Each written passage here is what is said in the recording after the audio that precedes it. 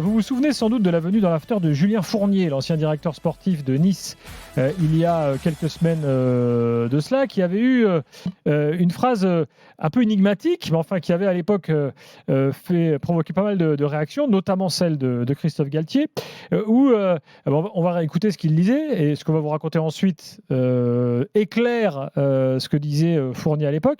Donc remettez-vous dans le contexte, nous sommes à Nice, Fournier est directeur sportif, Galtier est entraîneur.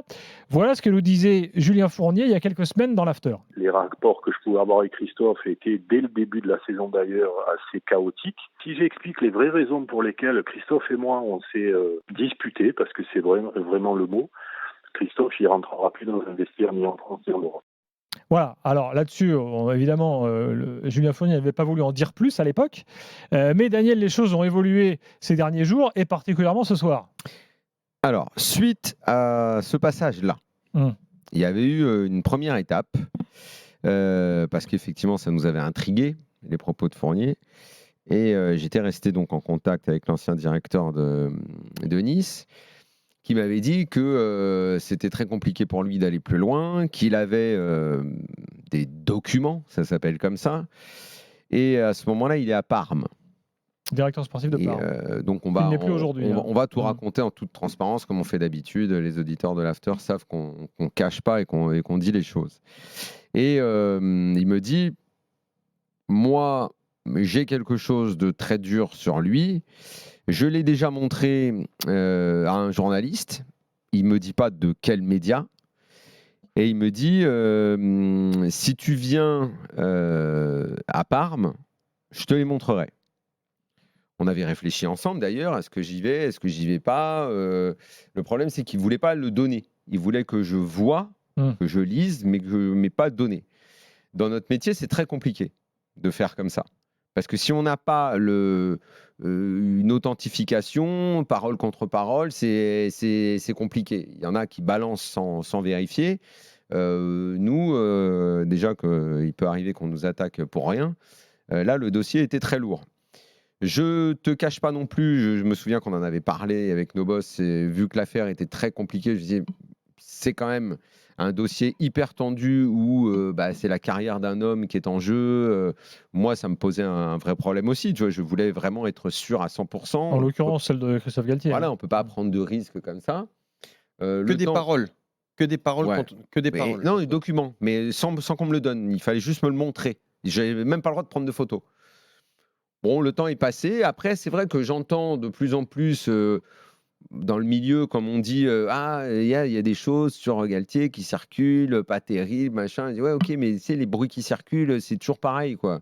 Nous, on peut pas en faire n'importe quoi quand on est journaliste, parce qu'après, en plus, il y a tellement de gens qui veulent qu'on dise, et puis après, si on vérifie pas, on peut se faire coincer, et puis après, on nous reproche d'avoir dit. Bref, c'est toujours un casse-tête, ce genre de choses-là. Le temps est un petit peu passé. Après, c'était avant la Coupe du Monde, cette histoire-là. Après, il y a eu la Coupe du Monde. Et là, ces derniers temps, ressort un peu qu'il y a peut-être des choses. Et c'est toujours pareil. Le peut-être des choses et le soi-disant des journalistes ont plein de choses et ne veulent pas le dire. C'est pas vrai. Il n'y a pas de journaliste qui étouffe. En tout cas, moi, j'en connais pas. Peut-être qu'il y en a, mais en tout cas, nous, on n'étouffe rien. Et samedi, donc là, on est dans l'actu. Samedi, après le match, dans la nuit, parce que je le découvre que dimanche matin, j'ai reçu le document qui ne m'est pas arrivé de Julien Fournier directement, pas du tout. Là, je l'envoie immédiatement à Gilbert et à notre boss. Je dis, qu'est-ce qu'on fait? Sauf que je n'avais pas les en-têtes des mails. C'est très compliqué d'aller plus loin parce que tu n'as pas l'en-tête. Oui, à ce stade, il faut identifier. À ce stade, voilà. Moi, je dis, on se laisse une semaine pour... il y a semaine Ligue des Champions. On se laisse une semaine pour tout vérifier. Je prends rendez-vous avec les personnes concernées le week-end prochain, ce week-end-là, s'il se trouve que je serai à Monaco ce week-end. Et je vois comment on continue le travail. Et lundi prochain, c'est ce qu'on avait prévu, lundi prochain, on balance tout ce qu'on a à balancer. Il se trouve qu'entre-temps, il y a 2 heures maintenant, c'était pendant le match que tu m'as appelé. J'étais en train de regarder le match, Gilbert m'appelle. Romain Molina a balancé le mail qu'on a depuis 3 jours. Et je dis, mais comment il fait? C'est pas vérifié, c'est pas... Il me dit, non, il le balance comme ça. Donc, j'ai accéléré la procédure, c'est que la deuxième mi-temps, je n'ai pas vu grand-chose. Donc, oui, le mail a vraiment été écrit par Julien Fournier. Donc, nous avons maintenant la certitude, ça c'est très important. Voilà, que le mail a réellement été écrit à Dave. Alors, on va vous donner le contenu de ce mail. Je vais en lire quelques extraits. Qui est le directeur du football actuel d'Ineos. C'est Fournier qui écrit à Dave Brasford, qui est l'ancien directeur qui était à l'époque, qui est le directeur du football d'Ineos. Voilà. Un mail qui est très long. Donc, on a je vais vous lire quelques extraits, depuis dimanche matin et qui est très, très, très, très lourd. Alors, à partir de maintenant, comme on dit dans le métier, je cite. C'est-à-dire que c'est le mail de Julien Fournier à Dave Brailsford qui parle de Christophe Galtier. C'est parti. Dave, il me paraît important, eu égard à tes responsabilités, que maintenant que la saison est terminée, de te relater en détail ce dont je t'ai parlé vendredi lors de notre dernière discussion et qui m'a énormément pesé tout au long de la saison. La saison passée, dit Julien Fournier, a été incroyablement éprouvante pour moi, car il m'a fallu supporter des faits, des attitudes, des remarques totalement inacceptables, inadmissibles et contraires à toutes mes valeurs de la part de notre entraîneur, dont je souhaite par la présente en faire la chronologie. Il parle d'abord d'une réunion du 9 août 2021, donc on était en plein début de saison.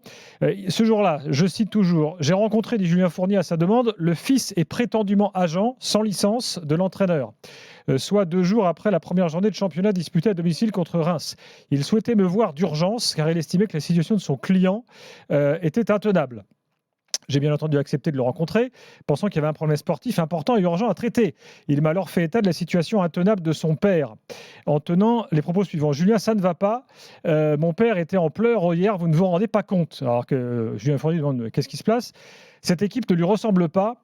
On ne peut pas continuer comme ça, dit donc l'agent et beau-fils en fait de Christophe Galtier. Il dit vous avez bâti une équipe de racailles. Dit l'agent de Christophe Galtier à Julien Fournier. Je continue de citer. Sous le choc de ses propos et n'osant pas imaginer la réalité de ceci, je lui ai demandé d'être plus précis. Il a ajouté « Il n'y a que des noirs et la moitié de votre équipe est à la mosquée le vendredi après-midi ». Il a enchaîné en ajoutant que c'était une raison pour laquelle il fallait recruter son joueur Jordan Ferry afin de satisfaire son père. Entre parenthèses, Fournier dit Christophe Galtier, m'ayant à plusieurs reprises avant et après cette réunion, demandé de tout faire pour recruter le dit Jordan Ferry. J'ai indiqué à monsieur John Valovic Galtier, donc l'agent en question, que j'étais scandalisé par ses propos. Je lui ai demandé de quitter immédiatement mon bureau. Je continue de lire l'email. Je cite, Christophe Galtier est alors arrivé dans mon bureau et a salué son fils qui m'a dit « Vous pouvez vérifier avec mon père ce que je vous ai dit ». Une fois son agent parti, j'ai fait état à Christophe de la discussion que je venais d'avoir avec lui. Je lui ai demandé si tout cela était vrai.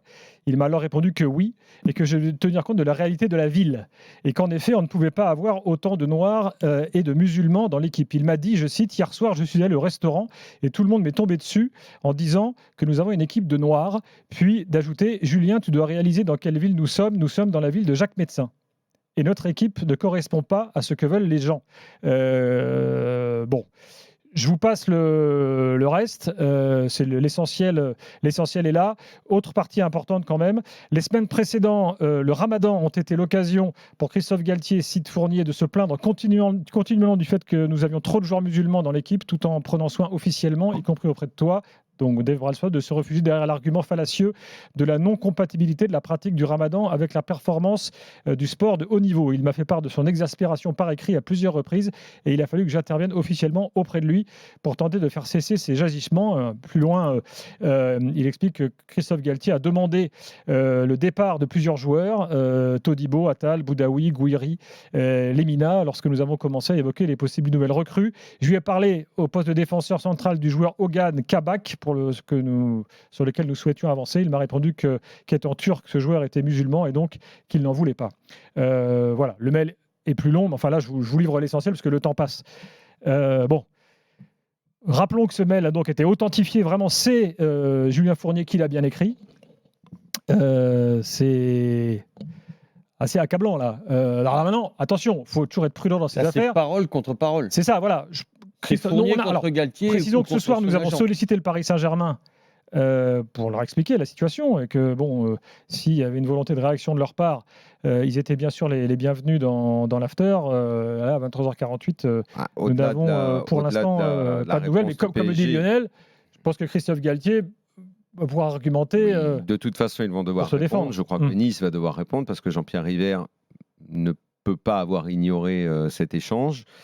Si le document est sorti aujourd'hui, je pense qu'il est sorti principalement du côté d'Ineos. Parce que j'ai cherché à savoir, et c'est pour ça que je voulais prendre du temps et qu'on est un peu serré là, et qu'il y a des choses que j'ai pas réussi encore à savoir.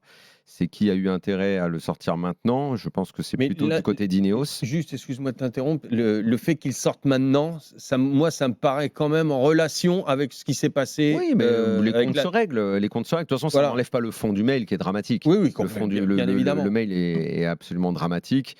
Après, on cherchera à comprendre les mécanismes peut-être, mais je pense qu'il y a des joueurs qui vont devoir s'exprimer parce que Gouiri veut parler depuis pas mal de temps, mais il ne le fait qu'en off et à demi-mot. Et pour l'instant, il dit rien, mais il va falloir qu'il dise qu'il est quand même parti à cause de l'entraîneur.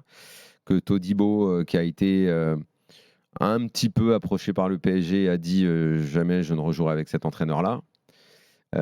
Donc c'est à eux maintenant de s'exprimer. Il y a quand même